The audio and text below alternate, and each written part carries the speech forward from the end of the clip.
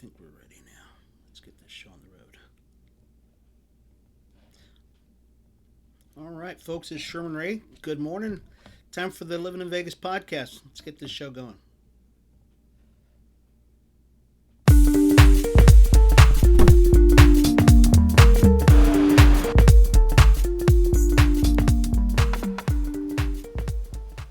Hey, and good morning, everybody. It's Sherman Ray. It's the Livin in Vegas podcast. I want to welcome you all to the show today.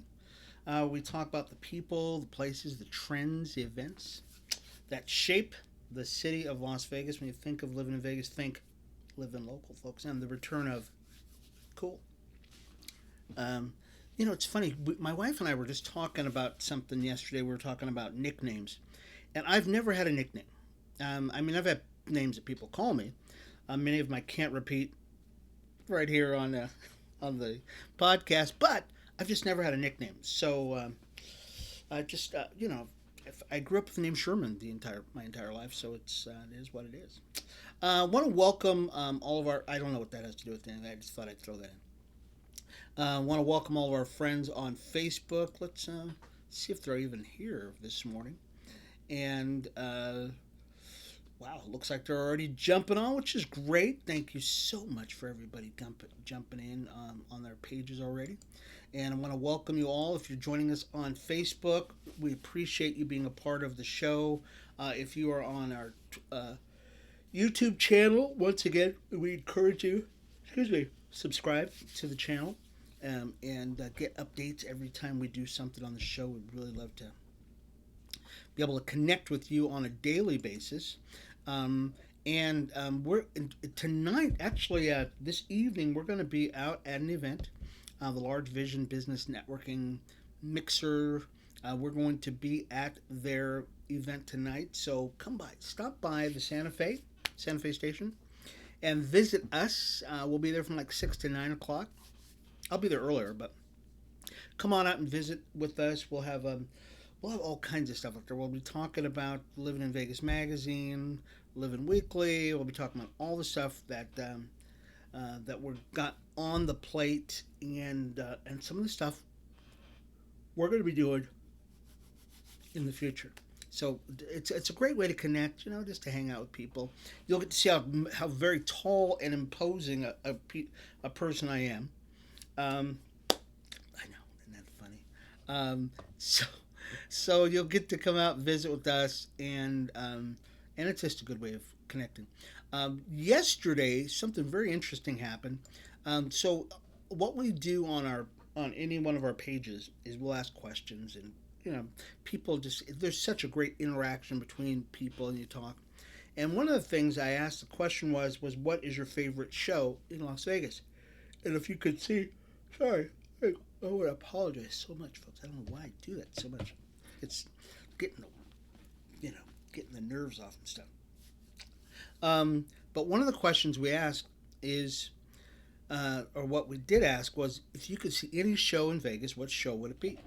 And we have one lady, her name is Cindy, and Cindy chimed in and she said, "Hey, I'd like to see, this one guy," and I forgot who the guy was. And she says that, and so I will check to see who's actually who I'm talking to. I even though I know a lot of people, I don't know everybody. So, and you never know, you might get one of those bots or something like that to try to talk to you. And so I looked to see who Cindy was, and Cindy is from New York. She lives in New York, but she's a part of our Livin in Vegas Facebook group pages. And she comes out to town on occasion to see shows. And I'm so sorry.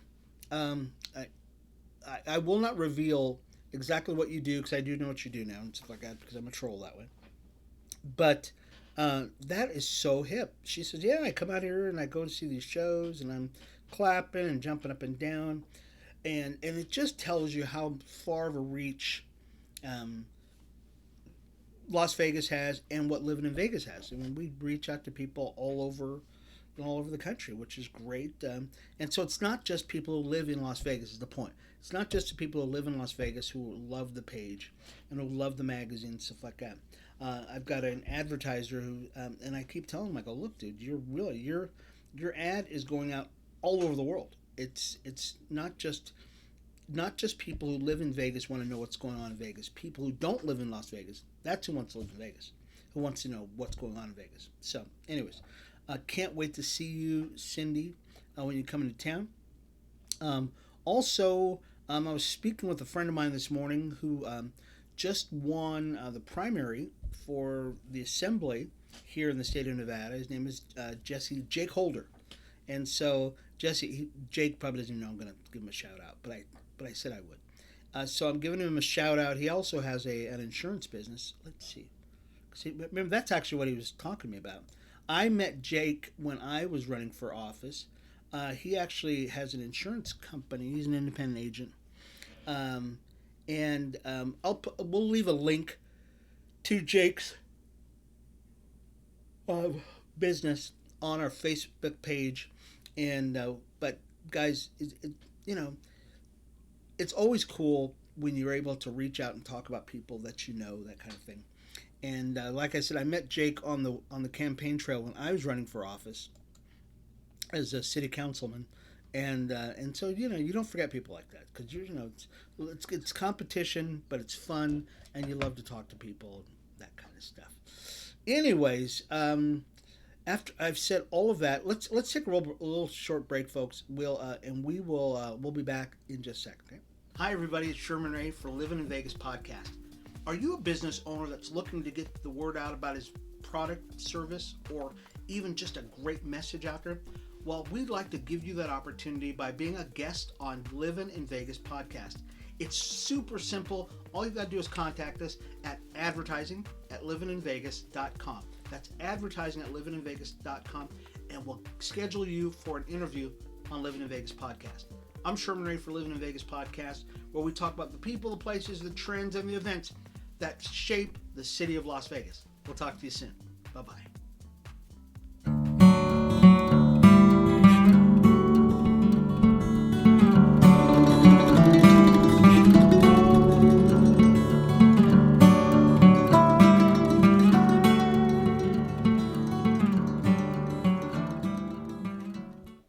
Oh, yeah. So if you are on our Livin Weekly page, we actually put the ad for, and I'm going to share this over. I'm going to make sure I share this. Did I share it already? I'm going to share it over to our Livin in Vegas page, so you know where we're going to be at tonight. So we'll be out there, Linda and I. So the lovely Mrs. Ray and I will both be out at. Did I share it? Oh no! You know what I did this morning too. Okay, so we'll talk about that a little bit too. So I did share where we're going to be at. So there's if you're on our Livin in Vegas page or our business page or group page, you know where we're going to be at tonight. So there's actually a ticket there. You can come by and check it out. It's going to be at Santa Fe Station tonight at about 6:30. And so one more thing before we get started with the show here, folks.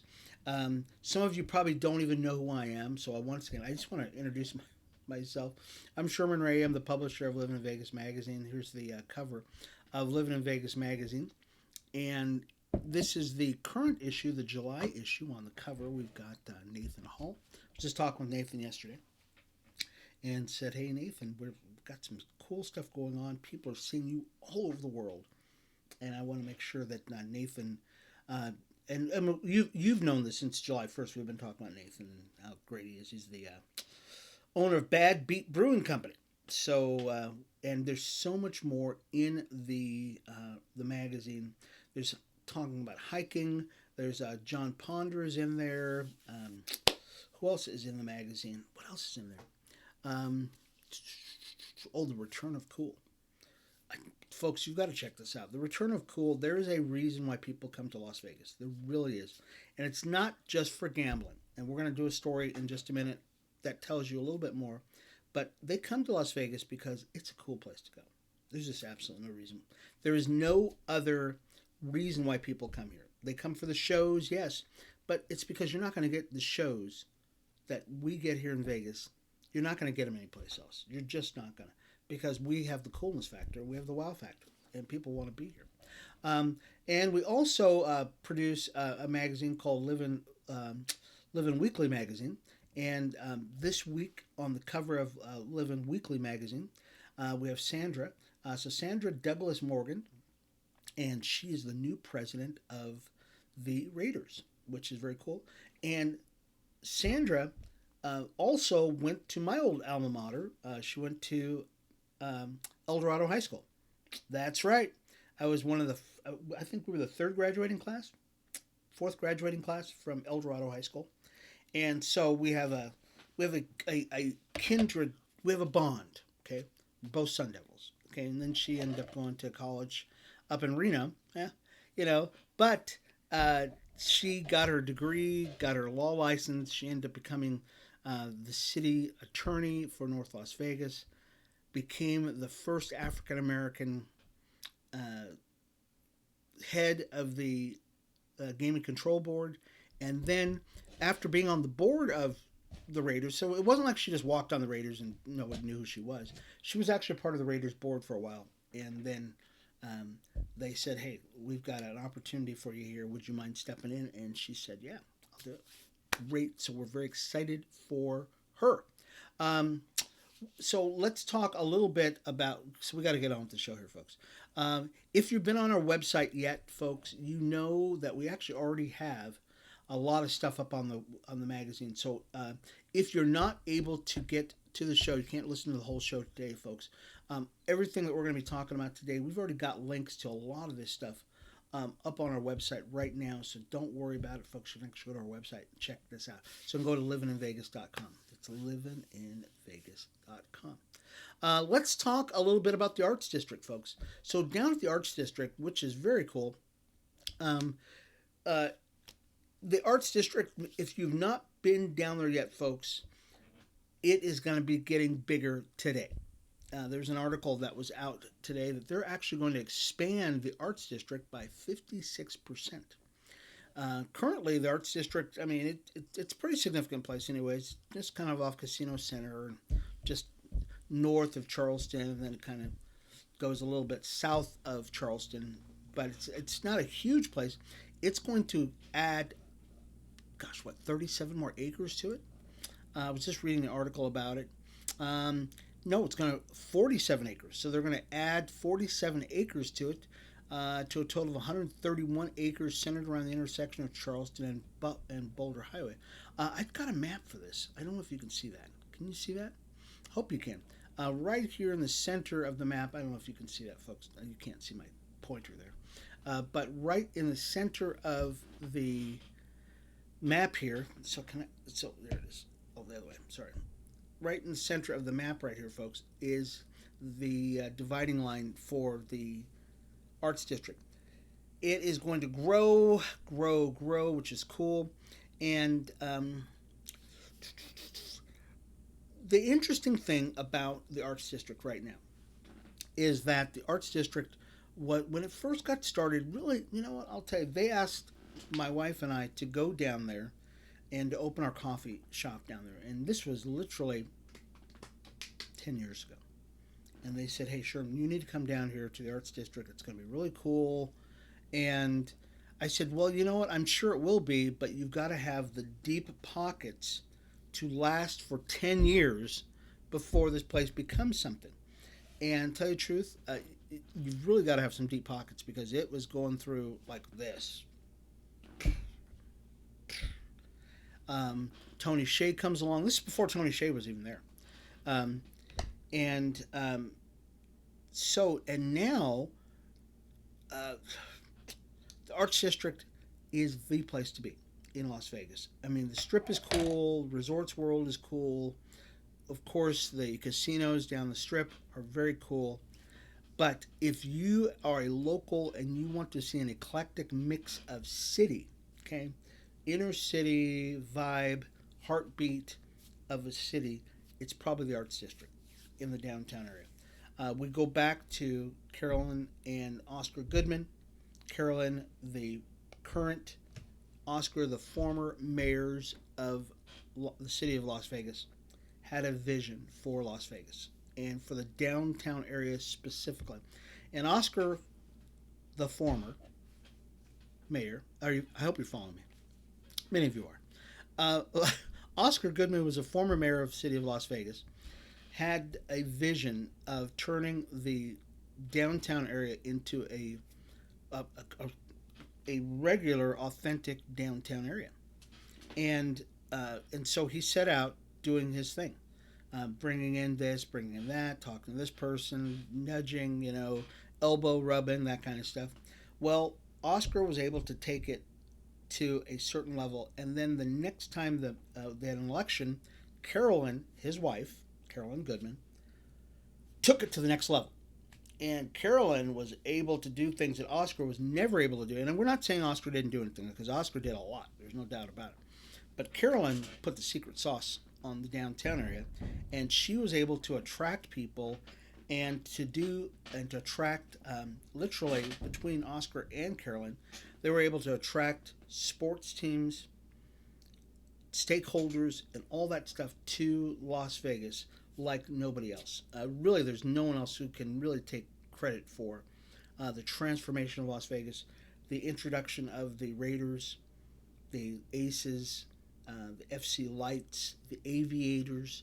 All of those really were the hand of Carolyn and Oscar Goodman. Okay, I know Steve Sisolak was instrumental in getting Allegiant Stadium, but some people say that was, well, we won't say what that was. Let's just say that Allegiant Stadium was Steve Sisolak. All the other teams were prior to Steve Sisolak doing his thing, and Las Vegas would not be the city it is if had it not been for them. Back down to now the downtown, the Arts District. The City Council is going to be sitting down, the Planning Commission. They're expected to expand the boundaries of the Las Vegas Arts District today. So today is going to be the day that they're probably going to do it. They're probably going to give the nod to it and say, hey guys, this is all good. And on the map, since you can't see it, it's kind of it's hard to describe, but it's going to encompass a huge swath, which is great. And it really just kind of gives the downtown area a little more breathing room. It's going to be centered now, though, folks. It's going to be centered in that core Charleston and Casino Center, basically. Okay, Charleston and Casino Center is going to be the center of the Arts District. Everything goes out from there, north, south, east, and west, which is going to be just the best. The problem you have, though, okay, and I'm still talking on this, I know. The problem you have with the Arts District is that as a result of the gentrification of that area, or the planning of that, or whatever you want to call it, cheap land is now no longer cheap. And you have people coming in from all over the world who are just buying up property down there. And at one time they were giving away property. They were giving away. This is how it was. This is how long they've been working on this, folks. I had a networking group back in 2008, 2009, and I remember a meeting with Stavros Anthony and a couple other city council people, and they were saying, hey, look, if you can get some of your business owners to come down to the downtown area, this is 2008, 2009, this is a long time ago, we will give them a liquor license. All they've got to do is come downtown. And we told our business owners, and we had about 200 business owners that we worked with. We said, look, guys, this is a great opportunity. And I'm not going to sugarcoat things, though, folks. You're probably going to suffer a long time before it becomes something. But in the end, it'll be great for you. And if any of you know anything about restaurants, that kind of stuff, a liquor license is not cheap. There's a couple of different kinds of liquor licenses. The one I believe the city was giving out was closer to $45,000 to $75,000.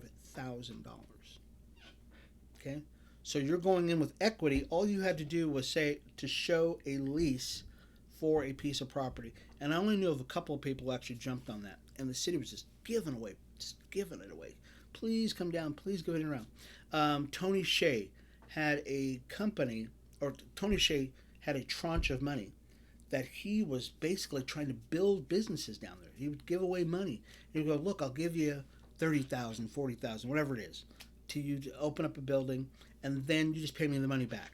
And so that's what Tony Shea was doing down in the downtown area, right off Fremont Street. A couple of businesses took advantage of that. Actually, no, quite a few took advantage of that. And that's how desperate they were to get people to come down there.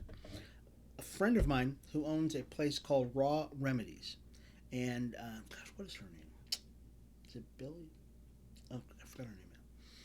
She owns a property called Raw Remedies, and Raw Remedies is basically when it first started out, it was just a housing lot, and then she bought the lot next to it. Then she bought the lot next to it, and now she has like a city block of property that she was able to buy. A single female was able to buy. Put it this way, there's no way she could afford that now. Absolutely no way. Because now those properties down there are hot properties, which the problem with that now is that anybody who wants to go to that downtown area can't afford to go down there. There's just no way. We looked at going down there now to open up an office for Livin in Vegas magazine. Absolutely no way. Even old derelict buildings, $1,000,000. It's just ridiculous. It is just redonkulous. Places where there are people, still homeless people living there. Nope. And as a matter of fact, we ran a story about this week ago, 2 weeks ago. And we ran a story about the housing and the rent that in some cases quadrupled as a result of in a couple of things, inflation and supply and demand. So now you've got breweries down there in the downtown, in the district down there. You've got restaurants. You've got this, that. You've got all kinds of stuff going on there and new things going down there. And as a result of that, the landlords that are there, they've just not just jacked up the price. In some cases, quadrupled it overnight. So people who might have started out with $1,000 a month, now it's like $4,000 a month, and the landlord goes, "Sorry, you got to go," and they're going, "What? I this is where I've been here for 13 years, 14 years now." He goes, "Sorry, you got to go. We're waiting for a brewery. We're waiting for somebody else to come down here because this is the hot property now." Well, unfortunately, in the article, now they were talking about in the article, what are people saying about the just astronomical rates and people are saying, it is what it is, and you hate to see it, but that what are you going to do? You can't as an American, as a capitalist, go, well, we're going to have rate what do they call it, a moratorium on raising your rent, because you can't. That's some of those people that bought those properties years ago in hopes that they would become more valuable. Now they have, and you can't tell them, hey, I can't raise the rates, because then it really disincentivizes people to actually buy property, because they know at some point they're never going to make their money back. They just never do. So that's pretty exciting, don't you think? I mean, I think that's pretty darn exciting that the Arts District is expanding. And in a related story, I know we spent that whole time talking about that. Down on Fremont Street, folks. Down on Fremont Street, we talked about this yesterday, day before yesterday. That on Fremont Street, sorry, I was waiting for my sorry, let's get rid of that. Down on Fremont Street, there was, over the last couple of months, if not last year, an uptick in violence downtown. And as a result of that, the city has come in with measures to try to mitigate this, to try to get people to stop being stupid down there. And what does that look like? Well, it's coming in the form of security. It's coming in the form of police. It's themselves, literally police down there. Metal detectors, people wanding you as you're going in there. And we just talked about this yesterday. They're going to have a curfew not just for 18-year-olds, it's up to 21. And I think they just started it. Let me double check that they're actually going to double. They're going to do it at 21 years of age at the entrance. It just started, and it just started over the weekend. So literally, the walking area for Fremont Street Experience is basically persona non grata if you're under the age of 21 at a certain time, which is such a it's is it a good thing? It is a sign of the times. It's a sign of the times because when I was a kid, Fremont Street was where we lived. I mean, it really was. On the weekends, we would drive up and down Fremont Street picking up chicks. That's what we did. And I was only, 16, 17 years of age. I mean, if we had a car, because that's what we drove up and down Fremont Street to, have fun. Well, now, that ain't going to happen. Your high school kids are going to find another place, which is probably a good thing because people have changed. It really has just changed, and it's just kind of unfortunate that there have been some violence that's been going on down there, and it's just, hopefully this will change the attitude, maybe change the something that's going on down there in the downtown area. And so this has actually made other business owners happy, and some are not happy because it's cutting in on their business. But overall, right now, people are excited about it. They're excited about the fact that they don't have to worry about these kids going down there, and some of them just don't. They're just not smart. They're just not being smart, and you can't do that. I got enough time for one more. Yeah, I do. I got time for one more story. Um, so, um, the loop. Okay, so the loop, folks. I know many of you have already heard about this. This is actually pretty cool. So the loop, the Vegas Loop, developed by Elon Musk's Boring Company. The first leg of it is done, and it's going from Resorts World to the convention center. That's the public portion of it is done right now, and which is very cool. And so they've got plans to make this thing like 53 miles, and it's going to alleviate some traffic. It's going to make it a little faster for people going to from conventions to directly to either the airport or directly to like Resorts World or the convention center, that kind of stuff. And it was pretty cool. I'd love to go check that out. I believe the one from the airport to the convention center is free, but the other ones from the Resorts World to the convention center, I think you actually have to pay a fee for it. So, or it's the other way around, one of the two. We'll have to double check with that. But you can actually read the entire article on our website at livininvegas.com and check that out. It's just another, I don't know, it's another feather in the cap of Las Vegas. Is it a subway? No. Are we excited that it's not a subway? Yes, because subways are very scary. They're scary places to be at. When you go from a city that you're used to driving in a car to a subway, that's kind of scary. I'm used to being in control, folks. I really am. So, at least in the Vegas Loop, they're Tesla cars, and you can drive all over the place there, which is very cool. Gosh, we're done. Out of time. Okay. Anyways, so tonight we're going to be over at Santa Fe Station. Come check us out. Start about 6 o'clock for the Large Vision Business Networking meeting. If you'd like to check out any of the articles that we didn't get to today on the show, go to our website at livininvegas.com. That's livininvegas.com. Download the podcast, folks. Download it, listen to it, and you can check it all out. We just love doing what we're doing. And also, folks, we are looking for people to be a part of Livin Vegas magazine. So if you've ever wanted to get into media, you ever want to get into broadcast media or be working on a magazine, contact us. at info@livininvegas.com. That's info@livininvegas.com. We would love to talk to you about coming on to the team over here at Livin in Vegas. This has been Sherman Ray for Livin in Vegas magazine. Thank you, folks, for once again for being a part of the show. We will see you again tomorrow for Livin in Vegas magazine, where we talk about the people, the places, the trends, the events that shape the city of Las Vegas. When you think of living in Vegas, folks, think living local and the return of cool. We'll talk to you later, folks. Bye-bye.